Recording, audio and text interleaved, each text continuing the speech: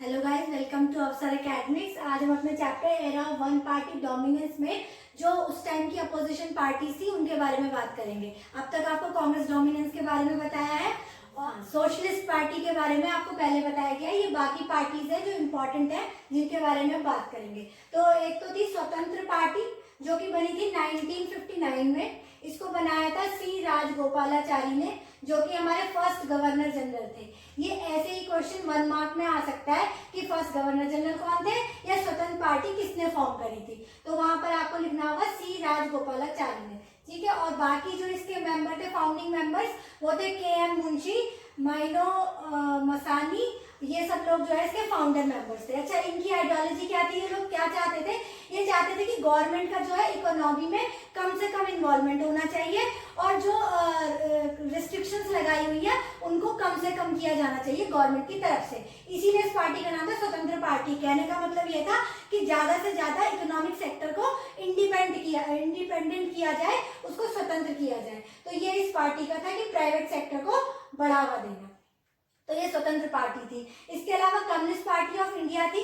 इसने first general election में ये सेकंड नंबर पर आई थी और इन्होंने 16 सीट स्कोर की थी। तो इसका इंपॉर्टेंस यही है कि फर्स्ट जनरल इलेक्शन में ये सेकंड नंबर की अपोजिशन पार्टी थी और मतलब सेकंड नंबर पर आई थी अपोजिशन पार्टी जो थी, जिसकी 16 सीट्स इन्होंने वन की थी। इसके अलावा इसके लीडर से ए.के. गोपालन, एस.ए. डांगे जो कि एक इम्पॉर्टेंट नाम है। इसके अलावा ई.एम.एस. नमूद्रीपाद, ये भी एक इम्पॉर्टेंट नाम है। ये आ जाएगा कि कम्युनिस्ट पार्टी के फाउंडर कौन थे या ई.एम.एस. नमूद्रीपाद किस पार्टी से रिलेट करते थे। तो आपको फिर कम्युनिस्ट पार्टी ऑफ इंडिया लिखना होगा। इसके अलावा पी.सी. जोशी और अजय घोष जो है वो इस पार्टी के मेंबर्स थे। अब इस पार्टी में मेजर स्प्लिट आ गया था, मतलब ये पार्टी दो हिस्सों में बट गई थी 1964। क्यों बट गई थी? क्योंकि पार्टी के अंदर आइडियोलॉजी का डिफरेंस आ गया था। क्या कुछ लोग कहते थे कि चाइनीज कम्युनिज्म ज्यादा अच्छा, कुछ लोग सोवियत के पक्ष में बात किया करते थे। तो इसलिए इसमें स्प्लिट आ गया था। जो लोग सोवियत के पक्ष में थे उन्होंने अलग पार्टी बना ली और जो चाइनीज के पक्ष में थे उन्होंने अपनी अलग पार्टी बना ली थी।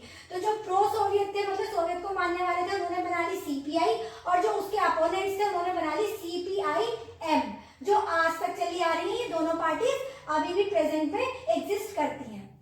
इसके अलावा जो नेक्स्ट इंपॉर्टेंट पार्टी है वो है भारतीय जनसंघ, जो कि पेरेंट पार्टी है भारतीय जनता पार्टी की। एक तो यही अपने आप में बहुत ज्यादा इंपॉर्टेंट क्वेश्चन है, ये 1 मार्क में आ जाता है कि भारतीय जनता पार्टी किस पार्टी से निकलकर बनी है। तो वहां पर आपको लिखना होगा भारतीय जनसंघ। अब बताते हैं कि ये कब बनी थी। तो भारतीय जनसंघ जो है वो 1951 में बनी थी। श्यामा प्रसाद मुखर्जी जो है इसके फाउंडिंग मेंबर थे। ये भी 1 मार्क के क्वेश्चन में आ जाएगा कि भारतीय जनसंघ को किसने बनाया था। तो वो श्यामा प्रसाद मुखर्जी थे। अच्छा, भारतीय जनसंघ किससे इंस्पायर्ड था, वह किससे निकल के आया था? वो आया था आरएसएस से और हिंदू महासभा से। तो ये इनमें से निकल के बनी थी भारतीय जनसंघ और फिर भारतीय जनसंघ से आगे बनी भारतीय जनता पार्टी। अच्छा, ये इन लोगों की आइडियोलॉजी क्या थी? ये किस बात में ज्यादा जोर दिया करते थे? ये कहते थे 1 कंट्री 1 कल्चर और 1 नेशन, मतलब एक देश एक संविधान और एक जैसा कल्चर होना चाहिए। ये इंडियन कल्चर पर बहुत ज्यादा जोर दिया करते थे।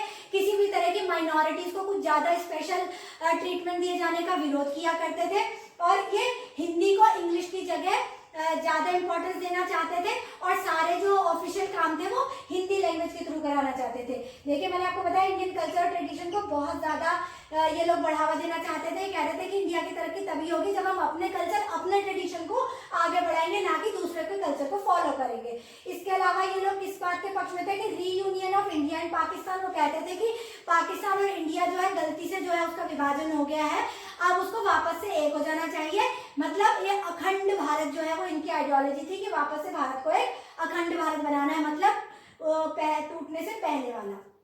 इसके अलावा मैंने आपको बता दिया कि ये इंग्लिश को रिप्लेस करके हिंदी को लाना चाहते हैं और ये लोग न्यूक्लियर वेपन्स बनाने के भी पक्ष में थे। स्पेशली जब 1964 में चाइना ने न्यूक्लियर वेपन टेस्ट कर लिया था, तो ये एक ऐसी पार्टी थी जो कहती थी कि इंडिया को भी न्यूक्लियर पावर बनना चाहिए। अब क्या हुआ कि फर्स्ट इलेक्शन जब हुए थे तो इस पार्टी ने सिर्फ 3 सीट स्कोर की थी। उसके बाद जब 1957 में इलेक्शन हुए थे तो इनको 4 सीट्स मिली थी। अब पार्टी के मेन लीडर्स की बात कर लेते हैं, जो कि पेपर में आता है कि इस पार्टी के मेन लीडर कौन थे। तो वो थे श्यामा प्रसाद मुखर्जी, दीनदयाल उपाध्याय और बलराज मधोक। तो ये इस पार्टी के मेंबर थे। बाकी ये मैंने आपको बता ही दिया है कि ये बहुत ही ज्यादा इंपॉर्टेंट है कि भारतीय जनता पार्टी जो है वो बेसिकली भारतीय जनसंघ से ही निकलकर बनी है। तो ये उस टाइम की मेन अपोजिशन पार्टीज थी जिनके फाउंडिंग मेंबर्स कब बनी थी और छोटी सी उनकी आइडियोलॉजी। मतलब कहने का ये बड़े क्वेश्चन तो नहीं आएंगे 4 या 6 नंबर में, लेकिन 2 मार्क में या 1 मार्क में क्वेश्चन इन सेक्शन से आ सकते हैं। तो अभी हमने आपको बताया स्वतंत्र पार्टी के बारे में, कम्युनिस्ट पार्टी ऑफ इंडिया के बारे में और भारतीय जनसंघ के बारे में और भारतीय जनता पार्टी के बारे में जो अब प्रेजेंट में है और जो निकल के आई है भारतीय जनसंघ से। तो ये सारी पार्टीज को आपको पढ़ना जरूरी है क्योंकि 1 मार्क में इनमें से क्वेश्चन जरूर आएंगे। तो आई थिंक आपको सबका समझ में आ गया होगा, मैंने बहुत डिटेल में एक्सप्लेन किया है, लेकिन अगर कुछ समझ में नहीं आया तो आप कमेंट सेक्शन में जरूर पूछिएगा। और अगर वीडियो समझ में आ गई है तो प्लीज हमारे चैनल को जरूर सब्सक्राइब कीजिएगा। Thank you very much.